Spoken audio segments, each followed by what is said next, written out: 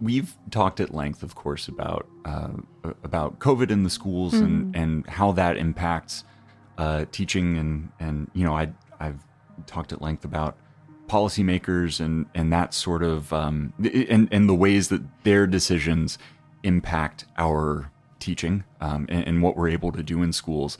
This is not going to be that episode. We're going to focus on this episode more about what we can do in classrooms, regardless of what's happening outside of those classrooms. And so I'm really excited to have this conversation and to share it with people, because I think it's an important framing. And for me as someone who's sort of maybe to my detriment obsessed with what people in power are doing, this is an important reframing, I think. And that's just me personally, but maybe for the listener too. So as a teacher at this moment, someone who is not a policymaker, but as a teacher who might not have the same kind of agency as a policymaker, but still has agency, what are you thinking and feeling at the moment as cases are on the rise and as the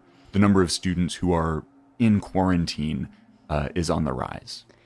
Yeah, I guess to answer that question, I would go back in time a little bit. When schools first transitioned to remote learning in March of 2020, I sort of had the feeling of so much about our traditional experience of schooling being stripped away. A lot of the things that, we had come to associate with school were suddenly gone, yet school continued, right? Remote learning continued in New York City really quickly. The transition to remote learning happened. It felt like it happened overnight. I think it actually happened in the course of about a week, but it felt incredibly quick. And so in that time, so many things that we think of as being, or I think of as being essential to the experience of school were gone, but school was still there. So the school building was gone. The classroom was gone. In my case, as a music teacher, all the instruments were locked in my classroom. And the children were not physically there in front of me. So all of these things that, the hallways and the water fountains and the bathrooms and all, the sort of physical reality of the school building was gone. But we were still doing school. And I think it made me reflect on this question about what, like, at its bare bones, at its heart, what is school? What's the purpose of school? Why are we here? Or not why are we here? Like, why are we doing this school thing? And what do we hope to accomplish? Right. What do we hope to accomplish in the process of schooling?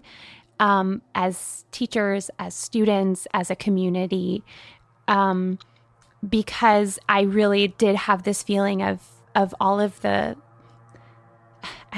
all of the frills getting stripped away, and we were left with sort of just the basics. Right. And so I think what felt clear to me at that time in like March and April of 2020 was that different people would answer that question really differently. Different teachers would answer the question differently. Different students, different communities would answer the question differently, right? Like, what is the purpose of school? Right. And yet, whatever I was going to do next as a teacher in that moment really depended on my answer to that question. To hear the remainder of this conversation and more, join us at patreon.com/professional development.